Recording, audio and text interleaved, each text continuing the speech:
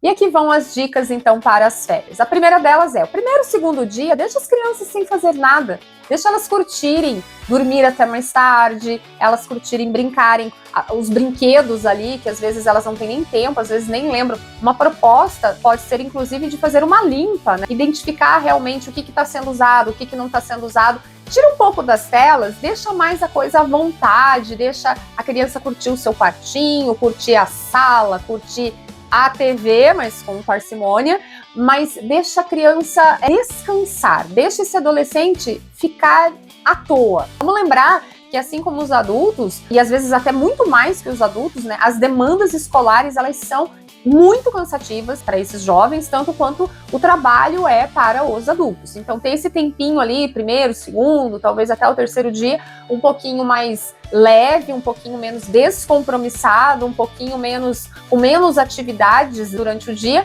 vai ser bem interessante, vai ser bem importante para esse começo de férias.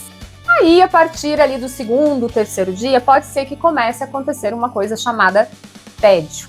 E aí, como é que se resolve isso? Bom, negociação, acordos, combinados são sempre importantes. Nem todos os pais estarão também de férias. Portanto, associar a rotina de trabalho com os filhos em casa pode ser bastante desafiador.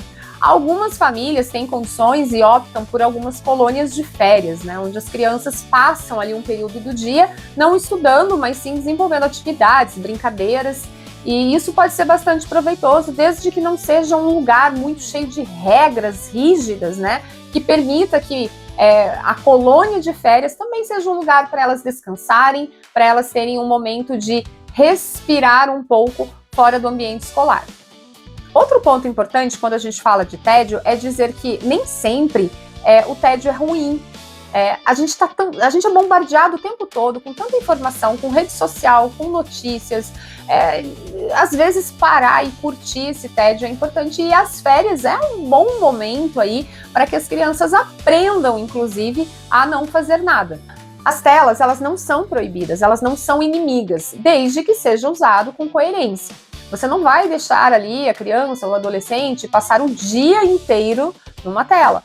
Mas oferecer para esses jovens o uso do celular, do tablet, até mesmo da televisão, ela pode ser adequada, desde que seja orientada, combinada, acordada, como sempre. E saindo do mundo virtual e vindo para um mundo real, né, um mundo analógico, por assim dizer, existem atividades que você pode fazer com seus filhos dentro de casa, como, por exemplo, cozinhar. É sempre interessante para aqueles pais que têm essa facilidade, que gostam de fazer receitas, que gostam de se unir à mesa, que têm essa habilidade, utilizar esses momentos, ainda que seja ao final do dia, depois do trabalho, um momento para que vocês consigam compartilhar ali afazeres dentro da cozinha. Né? Ensinar o jovem a preparar um alimento, fazer ele participar é muito importante e é uma atividade bastante saudável. Tanto quanto, após esse jantar preparado por todos ali da família, né, pelos pais, pelos filhos, que tal uma rodada ali de jogos? Por que não resgatar aqueles jogos de tabuleiro? Por que não resgatar os baralhos? Por que não resgatar dominó, pega-vareta?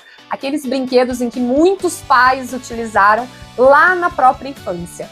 Parece estranho, os jovens vão achar um pouquinho esquisito, porque estão tão acostumados ali com a tela, que por algum momento isso pode até parecer meio chato. Mas eu garanto que uma vez que ele tiver essa integração familiar e esses jogos vierem para a mesa, pode ser sim um momento muito agradável e de muita troca familiar. Outra dica, uma paciente minha na semana passada comentou que quando ela era pequena, a mãe dela estimulava escrever. E como que funcionava isso? A mãe, ao sair de casa, dava para sua filha um tema, de preferência do gosto dela, né? Então, por exemplo, ela gostava de viagens, então a mãe propunha ela fazer um roteiro de viagem. Aí ela pesquisava na internet, né?